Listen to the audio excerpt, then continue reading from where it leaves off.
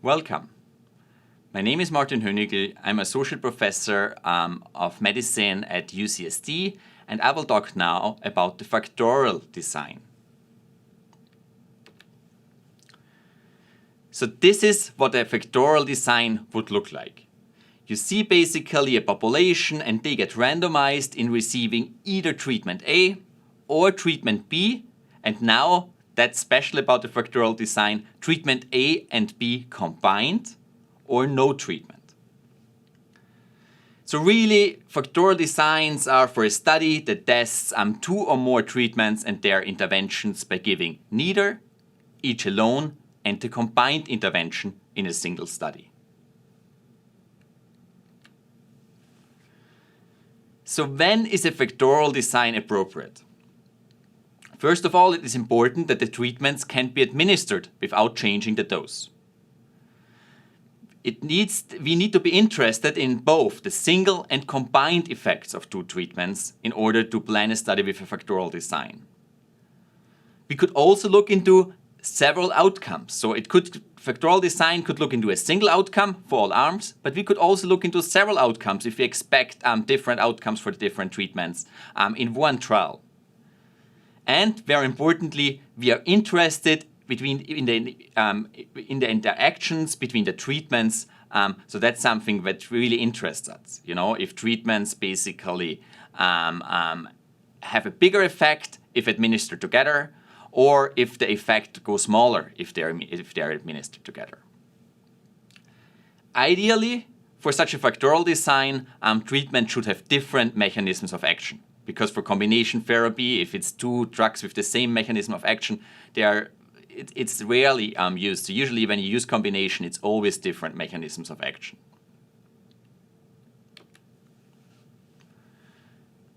What are the advantages of a factorial design?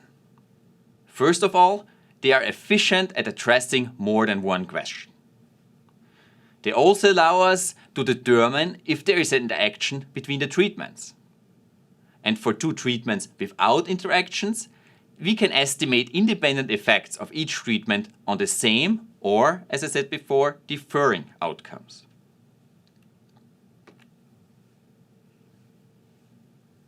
This brings me again to our exercise. So the objectives of this exercise is during watching the lecture, out of the two options I will give on the next slide, please select the research question that may be best answered with a factorial design.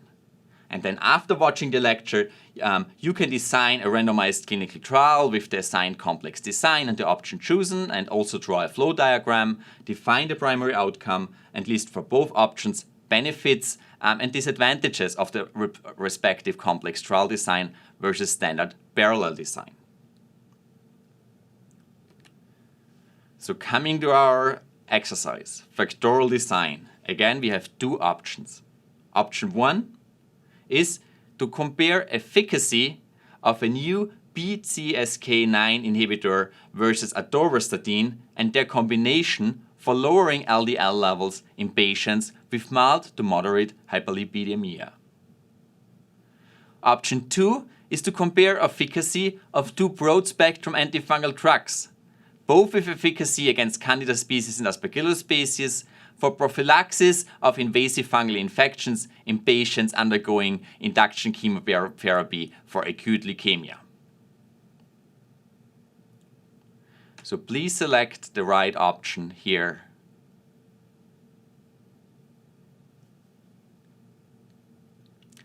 And the solution here is option one is the right option.